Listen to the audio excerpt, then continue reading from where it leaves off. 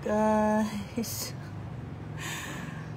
mabilis na live lang po ito. Kagigising ko lang, kita niyo naman yung mata ko, di ba? Hindi pa masyadong dilat. So, hindi ko na talaga kasi alam gagawin ko. Nawala yung TikTok ko. Nakalagay permanently ban siya. Ngayon, nag-submit naman ako ng appeal, pero hindi in-approve yung appeal niya. Tapos hindi kasi ako techie na tao talaga, wala akong alam sa mga ganyan. Pina-check ko lang kagabi sa kapatid ko kung ano yung, sabi niya kasi makikita daw kung bakit ka na ban, ganyan. So dahil di ko na ma-access yung account ko, binuksan niya yung TikTok kagabi, tapos nakita niya yung ano doon, yung kung ano yung mga reasons ng ban, which is na-post ko naman po dito sa Facebook. Tapos yung apat na ban na yun, yung apat na warning niya na magkakasunod, puro tungkol sa podcast namin, yung break time na. Eh di ba nagre-repost ako sa TikTok nung reels nung podcast namin na break time na. Tapos sa caption, may nakalagay na please check on Spotify, please watch on Spotify, mga ganun. So yun daw yung naging kasi yun magkakaparehas sa dami-dami ng TikTok videos ko over the year. Ngayon lang ako nagganito, dun lang sa video na yun, dun lang sa podcast na yun, sa reels na yun. So akala ko naman dati, ang mga bawal lang sa TikTok is yung kapag nagasalita ka ng FB, ng IG, ng mga kalaban nila, ganyan. Hindi ko alam na pati sa caption and pati yung Spotify, mahigpit na kalaban. Honest, talaga, mistake. Ngayon, nung nakita ko yun, sabi ng kapatid ko, ang dami mo na palang ang dami mo na palang sunod-sunod na warning, strike, ganyan-ganyan. Bakit hindi ka pa nagbura-bura or hindi mo pa chinek? Sabi ko, ngayon ko lang talaga nakita lahat. Di sana kung matagal ko na nakita yun, kung alam ko yung gagawin ko, dinara ko na yun, diba? Or nagre-edit na ako. Hindi talaga So, honest mistake talaga. Hindi ko talaga nakita lahat ng strike bago humabal. So, hanggang sa sunod-sunod na siyang apat, yung pinost ko nga dito ng screenshot. Tapos, ayun na, nag-ban na siya. Tapos kagabi, nag-try ako mag-appeal. Hoping for the best pa talaga ako kagabi. Sabi ko, hindi, pagkagising ko may positive respond pa yan. Tapos kanina pagising ko, appeal na submit Hindi ko na alam gagawin ko. Dapat ba ako pumunta sa TikTok office? May magagawa ba sila sa akin doon? Or wala? Tignan nyo naman, wala pa akong ligo. Tsura ng mukha ako. Guys, ang hirap magparami ng followers. Lalo na hindi naman ako ganun ka-active araw-araw na ma-TikTok na tao talaga. So, para sa akin, malaking bagay na yung followers ko talaga doon. So, may mga nagtatag sa akin na hingan ko doon ng tulong, si Mentor Daniel, which is, nag-PM na po ako sa kanya using my personal account. Pero hindi pa niya nasisin. So, baka pwedeng pakitag nyo naman po siya or paki-PM kung sino may contact. Sa, ito namang using my fan page. Tinry ko na rin po na tinry ko na rin na hanapin siya, pero hindi rin ako nakapag-PM sa kanya kasi walang option na i-message siya. Lang, follow, ganyan, like, walang nakalagay na message. So, tulungan niyo ako. Naiiyak na ako. Parang awa niyo na. Kaka-start ko lang sa TikTok affiliate. May laman na yung account ko dun. Sakit ng ulo ko sa kakaisip kung paano ko ito i-recover. Magang-maga pa yung mukha ko. Napuyat talaga ako gabi. 3:30 na ako nakatulog kasi nag-iisip ako. Tapos pagising ko, bad news agad, diba? Kumusta naman? Ang pangit ng pagmumukha ko. Para nang puputok yung... Tulungan niyo ako, please, guys. Wala talaga akong kakilala sa TikTok. So, ang naiisip kong gawin ngayon is pumunta ako sa office, sa BGC. Sinerge ko na kasi sa sa internet. Pero hindi ko alam kung may magagawa yun. Meron ba? Dahil sa violation, hindi naman ako nagpo-post ng mga bold. Yun lang naman. Tsaka honest mistake lang talaga. So, kung pupunta ba ako sa office, may magagawa ba sila? I mean, makakatulong ba yun? Wala akong Guys, huwag niyo munang i-open yung idea na magagawa ko ng bagong TikTok kasi para nawawala na ako ng pag-asa. Kung hindi ko ito marirecover, wag na lang. Para nakakadala, alam niyo yun. Ang Ang dami-dami din sa TikTok na nakikipag-away, nambabash, and everything, hindi nababan. Tapos, ayun lang, honest mistake ko talaga sa pagka-caption na may word ng Spotify. Yun na yun. Hindi ko din talaga nakita lahat ng strike. Tapos, permanent ban agad. Bakit? Diba? Ka-stress talaga. Guys, kung sino po may kilala, please help. Alam ko sobrang suntok sa buwan na to. Medyo mahirap na tong gawin. Pero, naniniwala pa din ako. Very positive pa din ako na kahit paano, may mangyayari. Hindi ganun kadaling sabihin yung gumawa ka ng bagong account. Dahil, 100,000 yung iipunin ko ulit. Diba? Almost 1M na yun eh. Papunta na siyang 1M eh.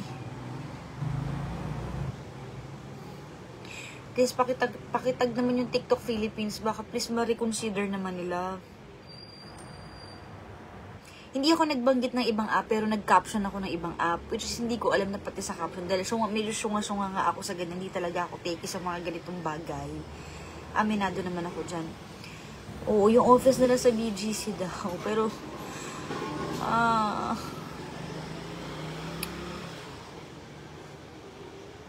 thank you for giving hope.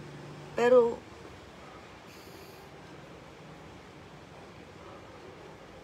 actually, alam mo, Rostan, sabi niya, wala talagang permanente sa mundo. Alam niyo yun yung na-realize ko na hindi ko alam kasi mag-feel ko kagabi na nabura yung lahat na accounts ko. Siyempre, lahat ng memories, may affiliate na rin ako, may kita na ako doon, pictures, videos, na hindi ko naman sinave kasi hindi ko naman inisip mawawala. Yun yung naisip ko, isa din sa naisip ko kagabi, wala talagang permanente. Lahat talaga ng bagay na ito mawawala. Pero gusto ko pa rin maibalik. Gusto ko pa rin maibalik. Parang awa nyo na tulungan nyo ko.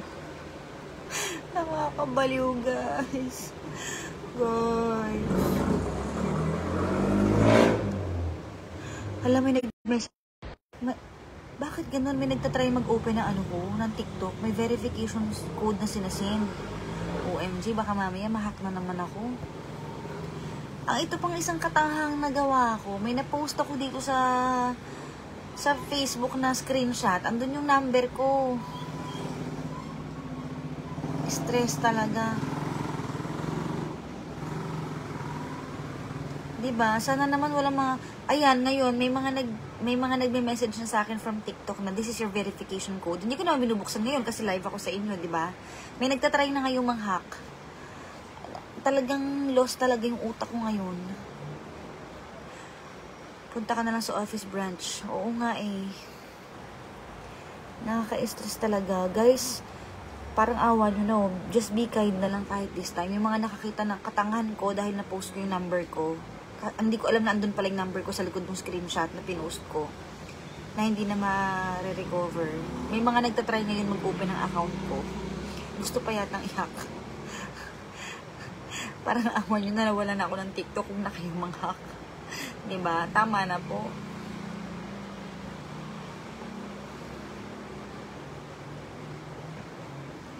If hindi, ano daw? Ay, nag-comment, ano? Wala, nawawala. Ano ba to? Ano ba to? Ba't ang bilis? Oh my God, ano ba tong cellphone ko? Pati iba naman naglolo ko. If hindi pa okay, direct message me if I can help you. Vino Charma. Sige po, please. Ayan, nag-PM po ako sa inyo dito. Sana wala namang mambudol sa akin at this point. Kasi alam ko may mga gagawa yan. Dahil ano ko ngayon, vulnerable ako. At may pagkasyunga ako dahil lost talaga ako. Hindi ko na alam. Yes, yung isang TikToker, si Mentor, mini-message ko na po siya pero wala pa siyang reply. Hindi pa niyata nasisin yung message ko. So, baka pwede pakitag na lang po kung ano po. Kung may alam kayo. Bagsak na po yung eyebags ko. Pasensya na sa pagmumukha ko ngayon. Dahil puyat po talaga ako. Tapos maaga akong nagising. Ayan o, tsura ko. Ay, may mga nagsisend po ng verification ngayon from TikTok kasi may nagtatry mag-open ng account ko. Nagmamakaawa na lang ako sa inyo. Huwag nyo na pong galawin. Please. Please po, huwag nyo na pong galawin. Parang awan nyo na. Tulong nyo na to sa akin. At tupagin nyo na lang po ang inyong mga buhay. Huwag nyo na pagkaabalahan yung TikTok ko. Kasi nagtatry ako mag-recover. Baka makasama pa yung ginagawa nyo dyan. Wala naman po kayong mapapala doon. Meron pang ibang mga TikTokers na mas mararaming followers. Ako talaga, hindi rin ako ganun ka-active sa TikTok. Hindi naman ako araw-araw ma-post. Tapos nangyari pa to. Hello, GK. Yes, maliligo lang ako ngayon. Pupunta na ako sa office nila. Vinod Sharma. Sige, may message ko po kayo. Ika lang po, isi-screenshot ko. Dahil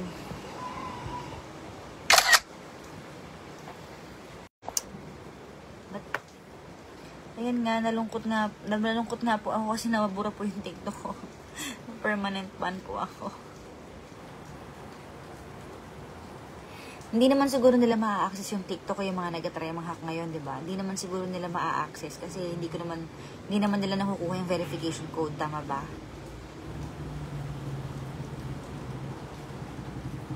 Nag-email na rin po ako sa TikTok contact support. Wala din.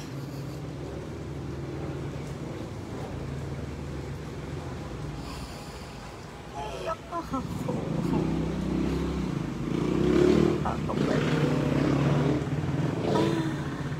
Guys, wala nag-report sa akin. Katangahan ko kung bakit ako naman. Kasi may mga strike na pala ako, hindi ko nakita.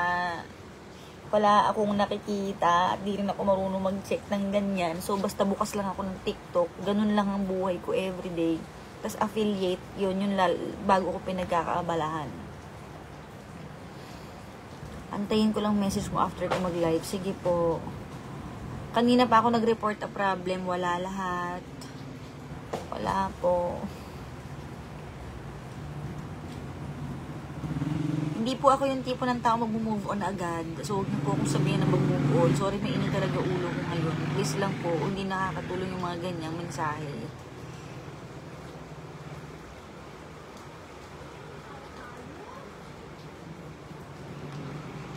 Ayun lang to nangyari sa akin. Hindi naman ako nagpo-post ng mga hubad or kung ano man. Ba't ganun?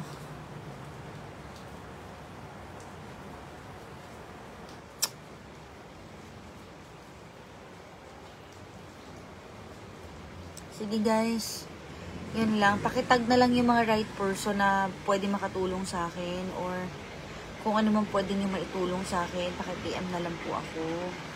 Ay nakikiusap po ako, huwag din na pong galawin yung TikTok ko. Nagkamali na ako dahil nakapost ako ng screenshot na may number pala sa loob ko. Please, parang awan nyo na po. Just let me handle this. Huwag nyo na pong buksan pa yung TikTok ko. Itag nyo na po yung mga taong pwede kong mahinga ng tulong. Please, yun lang po ang mahihiling ko sa inyo. Ngayon lang ako makikiusap.